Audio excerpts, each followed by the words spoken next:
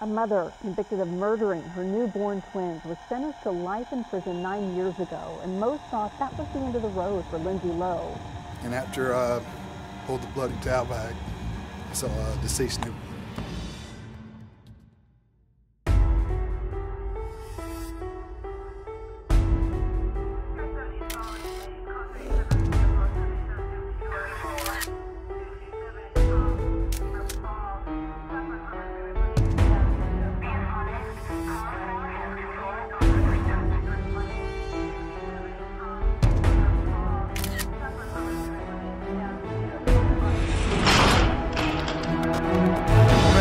Today I have the story of a woman so stupid you'll question her entire existence. Lindsay Lowe stood trial in 2013 accused of smothering her newborn twins to death after giving birth in the bathroom of her Sumner County home. I'm going to tell you this story and wait till the very end on my analysis on why this happened.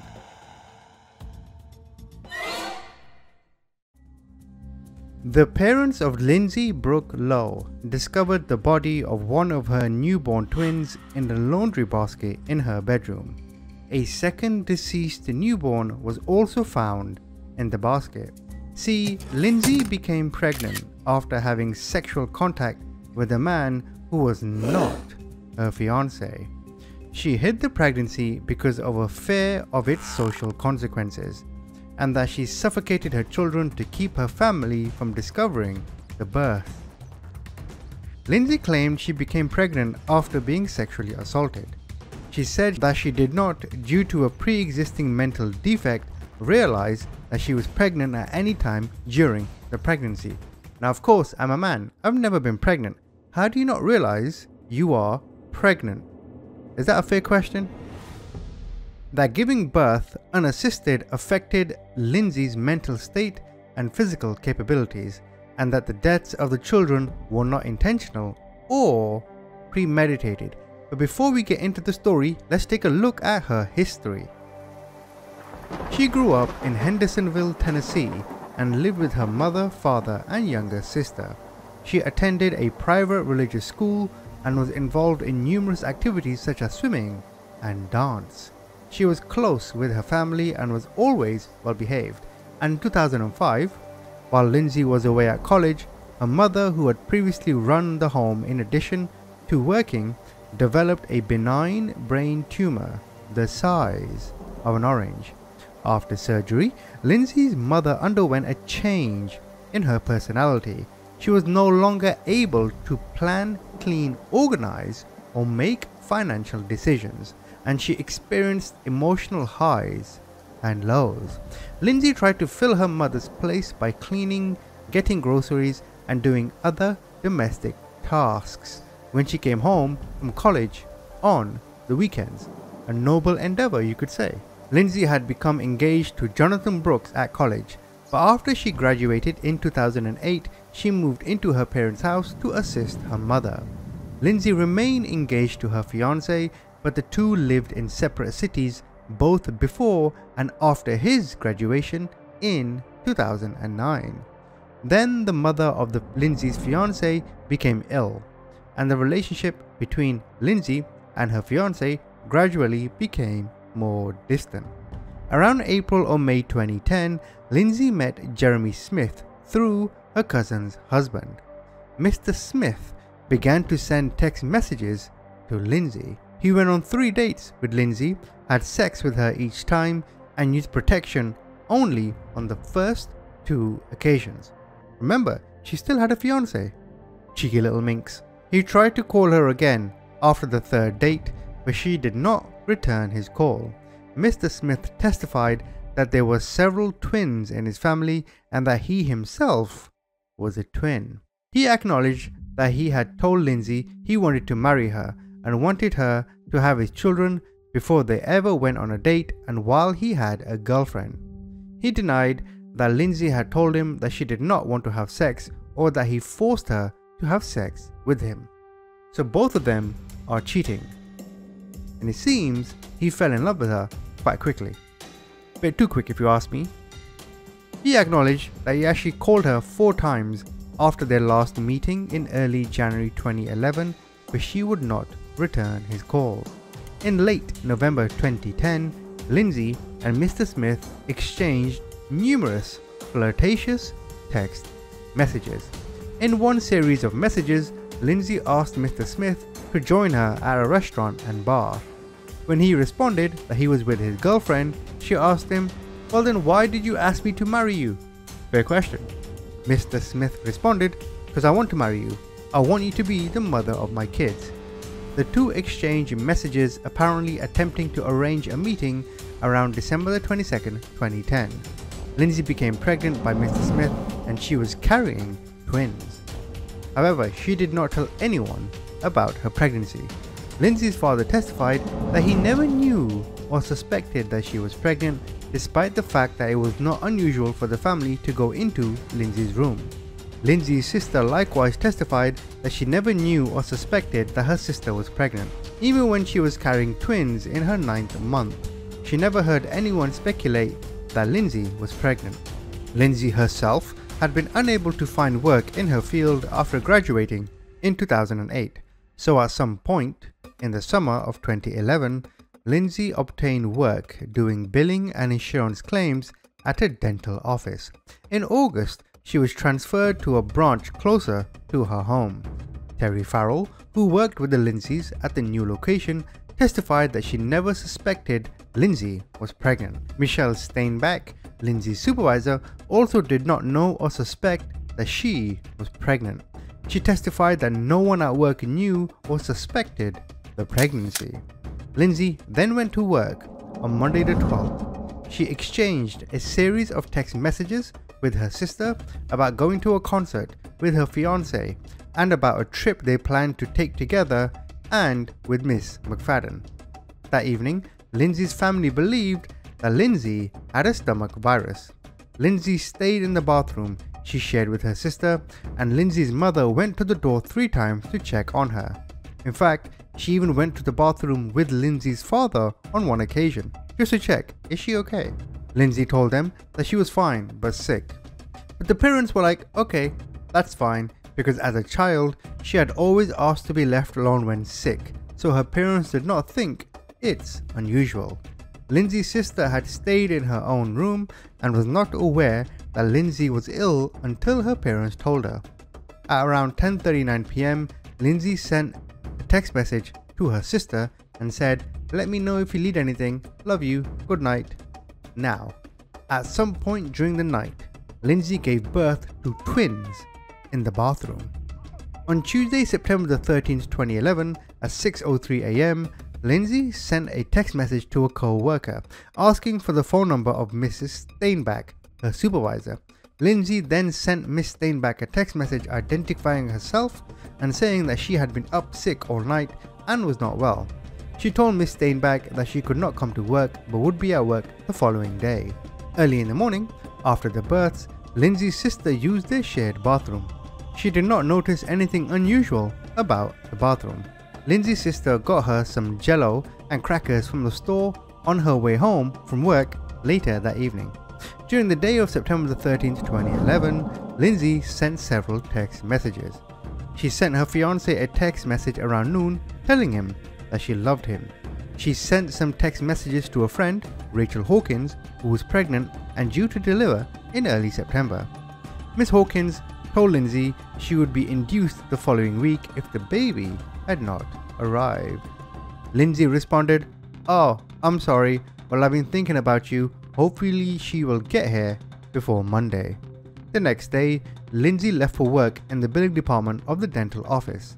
At 8:02 a.m, she sent her father a text message telling him in the billing accounts she had just come across a man who shared a name with one of her father's relatives.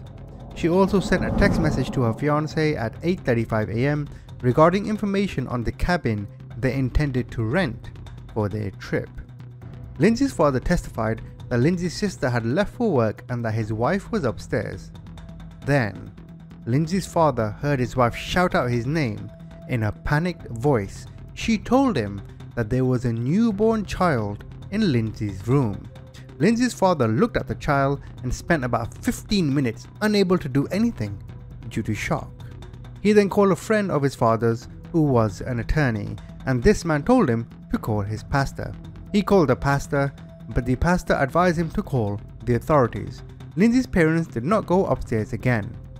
Now, Randy Tope testified that he was the one answering calls with the Hendersonville Police Department dispatch on September the 14th, 2011, when he received a telephone call which was played for the jury from Lindsay's father around 8:30 to 8:35 a.m. Lindsay's father stated, "My daughter has gone to work, but apparently she has had a child in her room and it's not living." Mr. Tope dispatched the police department, fire department and emergency medical personnel. Officer Jeremy Fentress was the first on the scene. He testified that Lindsay's father told him that his 25-year-old daughter had been sick and that his wife went to clean his daughter's room that morning. They had found a deceased newborn in a laundry basket by the bed. Officer Fentress checked on the infant, who was under a sheet and bloody towel, and found him cold to the touch and not breathing. Barbara Jones, a paramedic, arrived on the scene and examined the infant, who was obviously deceased. She touched the infant's arm and found no rigor mortis. Miss Jones testified that it would take 12 hours to reach full rigor and about 12 to come out again. Miss Jones testified that there was fecal matter on the towel, but that the fecal matter could have drained out the muscles relaxed after death. She testified that there was no meconium stain on the baby, which can be an indicator of fetal distress. The baby appeared to be full term, and she estimated he weighed 5 pounds. Law enforcement officers all testified that Lindsay's mother and father were very cooperative. Detective Sergeant Jim Vaughn testified that he arrived on the scene shortly before 9 a.m. and assigned Detective Malak to interview Lindsay. Lindsay's father testified that he told Detective Malak where Lindsay was and that he was concerned for her health because her blood type was Rh negative. He asked Detective Malak to take her to a hospital. He also asked the detective if he could have an attorney present while the police talked to Lindsay, and the detective said she was too old. Detective James Garrett was taking written statements from Lindsay's parents while Detective Malak was interviewing Lindsay at the police station. Detective Garrett testified that he received a communication from an officer at the station that there was a second baby in the home. Although the search warrant had not been obtained, Detectives Vaughn, Garrett and Fentress went upstairs to check on the welfare of the second baby.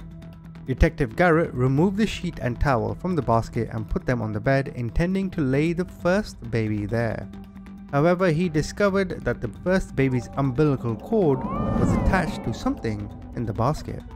So Officer Fentress held the baby while Officer Garrett removed some items from the basket and discovered the second baby and placenta. The second baby had the umbilical cord lying across his neck and shoulder, but the cord was not wrapped around the baby's neck. After determining that the second child was deceased, they replaced the babies in the basket. Officer Fentress acknowledged that his report stated that the second baby was significantly smaller than the first and appeared to be only 3 or 4 pounds. Detective Garrett brought the basket out to an emergency vehicle backed up to the door, and he attached tags to the baby's ankles to distinguish them. The baby who had been discovered first was tagged Baby Low 1 and the other was tagged Baby Low 2. The officers all testified that Lindsay's home did not contain any baby items or any supplies for taking care of a newborn. Detective David Harrell prepared the search warrant for Lindsay's home and executed it. Detective Harrell testified that he saw no blood in the bathroom. Testing indicated that there was blood or biological material on the bathroom floor, covering the toilet, and on a patch of carpet in Lindsay's bedroom. In the closet of Lindsay's bedroom, Detective Harrell found numerous blood towels and sheets, several pairs of bloody underwear and pajama pants, and a bloody shirt. He also found a Kendall Curity maternity pads package for 12 pads in a trash bag in Lindsay's room. Now, an autopsy was performed in an attempt to determine the manner of death of the twins.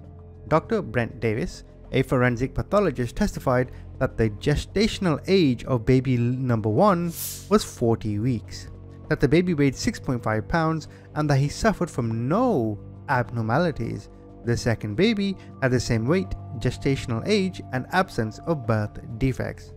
Both babies had a subgaleal hemorrhage, which is a minor injury common in vaginal birth. Dr. Davies testified that if a baby were to die in utero or were born deceased, the lungs would not be aerated and would not float. The lungs of both babies floated and were aerated when examined under a microscope. Dr. Davies testified this meant that both children were born alive. The second baby had the umbilical cord around his neck. However, Dr. Davies testified that he examined the neck tissue and found no indentation or hemorrhage in the neck muscles, indicating that the baby was not strangled by the umbilical cord. Dr. Davies' report concluded that the babies were victims of homicide and that the manner of death was smothering. Dr. Davies also, however, testified that smothering comes down to a documentation to a lack of injuries. He elaborated that a conclusion that a baby was smothered was typically based on scene investigation and the absence of another obvious cause of death. He acknowledged that he relied heavily on the information given by law enforcement. He also testified that the placenta, if delivered on top of the babies in a toilet bowl, could suffocate one or both. He stated it was possible that one baby delivered on another could suffocate the first baby. Dr. Davies testified that newborns typically cannot regulate their body temperature well, and that hypothermia could kill a newborn, particularly in water, in a matter of minutes to hours. He stated that hypothermia would also leave an absence of physical findings, and that a baby who died of hypothermia would look the same as one who died of smothering. He also acknowledged that a mother who delivered without medical attention could lose consciousness, particularly in suffering blood loss, that she might not be able to tend the babies, and that they could die of exposures as a result.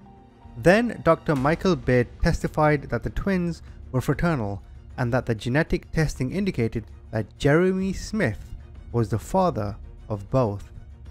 Lindsay's fiancé Brooks was excluded as the father. The state introduced the testimony of Detective Malak and Lindsay's video recorded statement as evidence that she had intentionally killed her newborns. Lindsay's attorneys introduced the testimony of Dr. William D. Kenner and Pamela Orbill to establish that Lindsay did not realize she was pregnant and that she suffered from mental defects and hypovolemic shock at the time of the births, rendering her incapable of forming the intent to commit the crimes. During the interview, Lindsay told Detective Malak that she knew she was pregnant. She said probably almost the whole time, because she was not menstruating and was feeling different. She noticed she gained weight and began lactating shortly before the birth.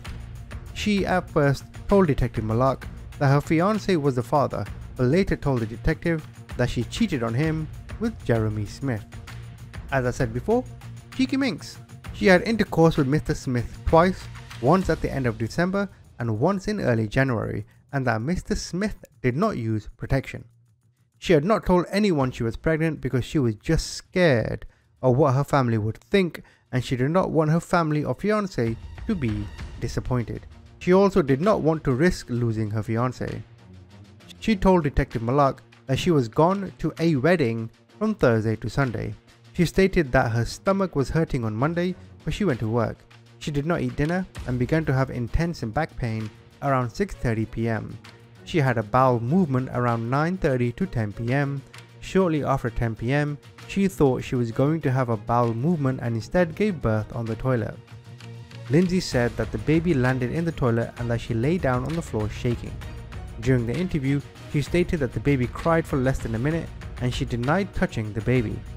She did not see if the baby was submerged. At this point, Lindsay told Detective Malak that there were two babies and that the second one was also in the laundry basket. Detective Malak left the room to get a tissue, but also alerted another officer that law enforcement should check on the welfare of the second baby. Lindsay initially stated that the second baby was born 5 minutes after the first and never cried. She told Detective Malak that she got off the floor, delivered the second baby and placenta into the toilet bowl, and then lay back on the floor. She raised the possibility that the second baby might have bumped into the first one as it was born. Lindsay stated that both babies were alive when they were born.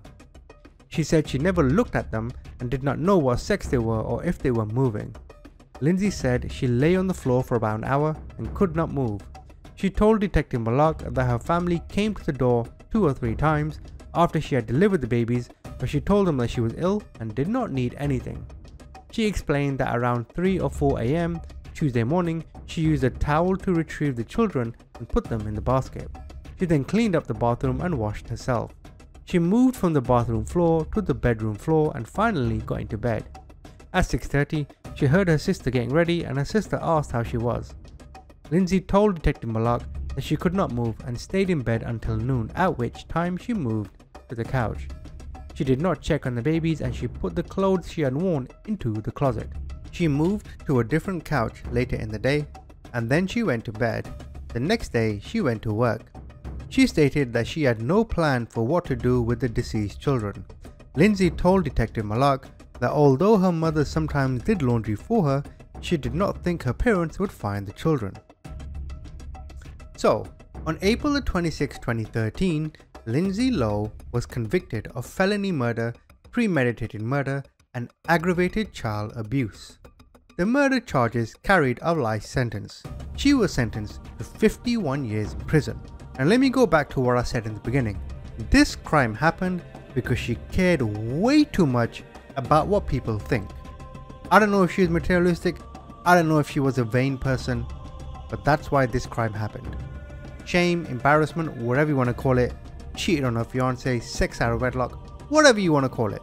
Never underestimate the power of being fucking stupid. That's all this was. This was not a woman who was mentally ill. This was just a fucking moron. You know, I have a friend, in fact I have a couple of friends, right, who in a similar situation where they had sex outside of wedlock with like a white girl, you know, different culture, and they were too embarrassed to tell their parents because they got her pregnant.